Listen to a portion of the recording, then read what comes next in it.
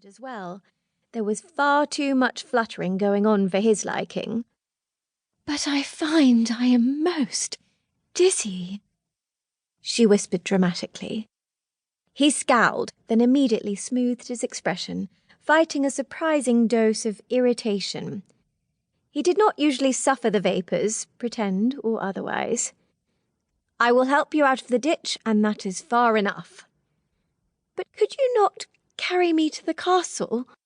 she insisted, her voice still holding that breathy note that completely mystified him. And now, amidst the dells he loved so well, sitting in several inches of good Yorkshire rainwater, he was cold. His breeches were wet, his coat was drenched, and to add insult to injury, he was covered in mud, as was she. They were both a right mess. He supposed he should offer further assistance, but that didn't mean he had to be the one to carry it out. A good north wind whipped down the dale, rustling his guest's exceptionally clean riding clothes and exacerbating Edward's chill. "I will ask my man to take you back to the house." He gritted his teeth, willing himself not to say anything he might regret or that might support his reputation for being a cold sod. It had taken a great deal of training over the years not to blurt out the thoughts in his head as they came to him. Presently she was putting all that training to the test. "I'm certain he will find your mother to take care of you." "Oh, but your Grace, you are my hero, and you must allow me to thank you properly." The young lady leaned forward and had the rather shocking temerity to touch his arm. "Come with me." Edward eyed that hand upon his forearm. He did not like to be touched by strangers without his wish or approval, even lightly. He arched a brow. Then, before he could stop himself, he said matter-of-factly, "You look like a drowned rat." A squeak of dismay exited her Cupid's bow lips. She was clearly not used to being told the obvious truth. He hoped someone would explain to her that one did not throw themselves into ditches so dukes would go after them. He had helped, of course, because he really wasn't the cold sod everyone thought him to be. But such a charade was not the way to matrimony, at least not with him.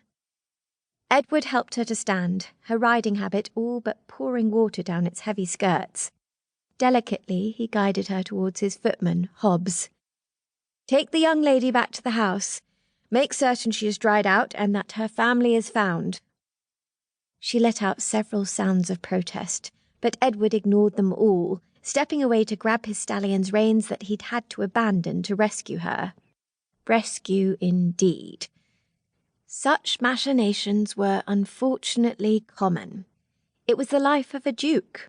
People would stuff handkerchiefs down his coat, fall into ditches, and corner him in rooms.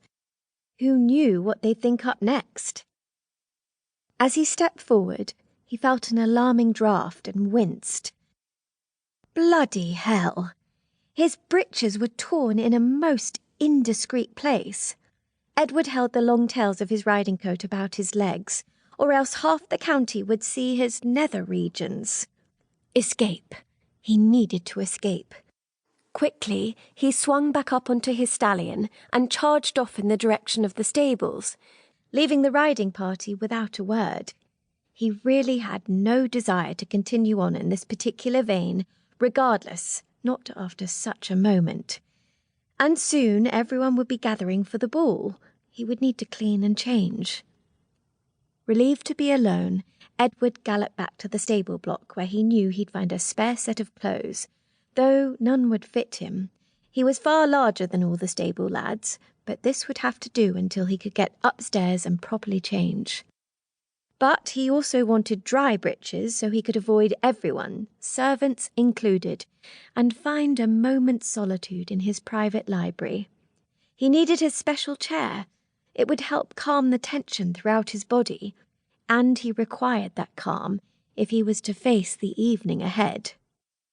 Edward left his stallion with a groomsman, headed for the tack room, and grabbed a pair of dubious breeches. He yanked off his drenched ones and quickly pulled the coarse wool into place. They were ill-fitting and dried mud showed in a few spots, but they would suffice. As he stared down at the state of his